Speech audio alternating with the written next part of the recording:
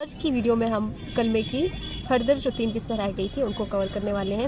تو پچھلی ویڈیو میں ہم نے کلمے کی 3 قسمیں پڑھی تھی اور آج کلمے کی چوتھی قسم سے ہم سٹارٹ کریں گے۔ تو کلمے کی چوتھی قسم ہے فعل، جس کو انگلش میں ورب بولا جاتا ہے۔ تو فعل وہ کلمہ ہوتا ہے جس سے کسی شخص یا چیز کا کام ظاہر ہو اور اس میں کوئی نہ کوئی زمانہ موجود ہو۔ فعل کیا ہے بھائی؟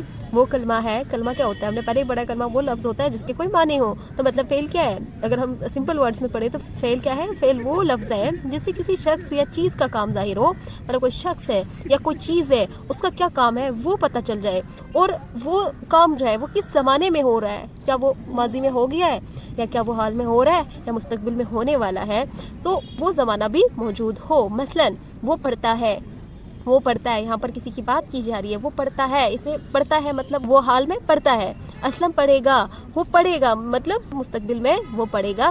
یہ کچھ مثالیں ہیں فعل کی۔ اب ہم پڑھنے والے ہیں کلمے کی 5ویں قسم، جس کو بولتے ہیں متعلق فعل۔ متعلق فعل کو انگلش میں ایڈورب بولا جاتا ہے۔ تو ایڈورب کیا ہوتا ہے؟ وہ کلمہ ہوتا ہے جو فعل یا صفت کے ساتھ آ کر اس کے معنی میں اضافہ کرے۔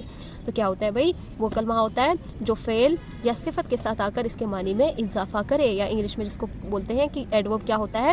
وہ ورڈ ہوتا ہے جو ورب یا ایڈجیکٹو کی ڈگری کو بڑھاتا ہے۔ تو مثلاً وہ بہت اچھا گاتا ہے، وہ تیز بھاگتا ہے، وہ بہت ذہین ہے۔ ان مثالوں میں بہت جو ہے وہ متعلق فعل ہے، ٹھیک ہے۔ گانا کام ہے، کوئی کریا کر رہا ہے، کیسا گاتا ہے؟ اچھا گاتا ہے، وہ ایڈجیکٹو ہو گیا۔ لیکن کتنا اچھا گاتا ہے؟ بہت اچھا گاتا ہے، تو بہت کیا ہو جائے گا؟ متعلق فعل ہو جائے گا۔ اب حرف، کلمے کی 6ٹھی قسم جو ہے وہ حرف ہے، جس کو انگلش میں پریپوزیشن بولا جاتا ہے۔ تو حرف وہ کلمہ جو 2 جملوں یا 2 کلمات کو آپس میں ملائے یا ان میں کوئی تعلق ظاہر کرے، حرف کہلاتا ہے۔ کیا؟ وہ کلمہ جو 2 جملوں یا کلمات کو آپس میں ملائے یا ان میں کوئی تعلق ظاہر کرے، حرف کہلاتا ہے۔ مثلاً میز پر کتاب رکھی ہے۔ میز اور کتاب 2 الگ الگ چیزیں ہیں۔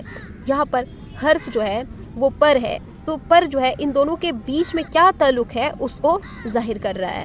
اس نے بہت کوشش کی مگر کامیاب نہ ہوا، مطلب اس نے کوشش تو بہت کی لیکن کیا ہوا؟ پھر کیا ہوا؟ مگر وہ کامیاب نہ ہوا۔ تو اس میں مگر، ان جملوں میں پر مگر جو ہے وہ حروف ہے۔ حروف حرف کی جمع کو کہتے ہیں۔